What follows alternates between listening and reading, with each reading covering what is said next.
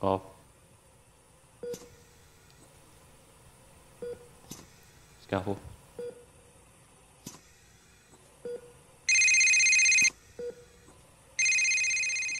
You've reached Dr. Nathan Harvey's phone. Sorry I can't answer your call, but please state your name, contact details, and the reason you called after the tone, and he will get back to you as soon as possible. Thank you.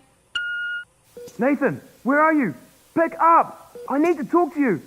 Something really fucking bad is about to go down. They're on their way, Nathan. You need to do something. I never thought it would turn out this way. Well, I always knew I would end up practicing medicine, just not to this extent. I seem to have a knack for staying determined and working hard, which might end up being worthless at the end of the day. Or even worse, it could kill me. We were only 3 months married when we got the news. It was a rare disease, one that I hadn't even heard much about. It isn't one of those big famous diseases like cancer that have charities and scientists looking for cures. As far as they were concerned, Terry was terminal. There was no hope for her.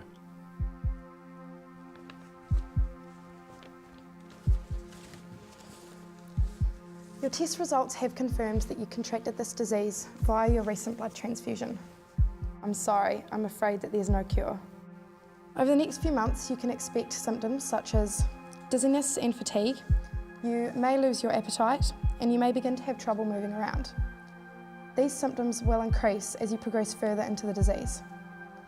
There are counselling services, and we have help groups that may aid you in accepting this diagnosis. Please have a look through some of these.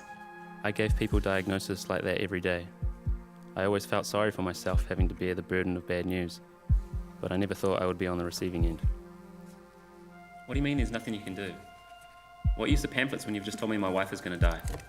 It's not her fault, Nathan, okay? There's nothing that she can do about it. I am sorry, Nathan. There really is nothing we can do. No effective treatment, no answer. My newlywed wife burdened with a ticking time bomb that can't be defused. Yet she sat there, so calm. I guess she was always the balance in my life. Pamphlets and pieces of paper weren't going to save her, and I couldn't sit there and just let her die in front of me. There had to be a way to save her, and I was determined at any cost to find out. Of all the doctors, surgeons, chemists, physicians, nurses, out of anyone that knew how to use a syringe, I had to rely on him. I hadn't spoken to him in years, but I had no other choice. It's been a while, hasn't it?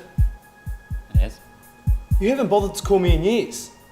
It's funny how you finally decide to call when you need me, isn't it? It's not just for me. I can't do this alone. We're both dead if they find out. You know that, right? You know firsthand what the echelon will do. I know, but we can't just let her die, Peter. I hated to admit it, but I did need him. So here I am, on my path to find a cure to save Terry.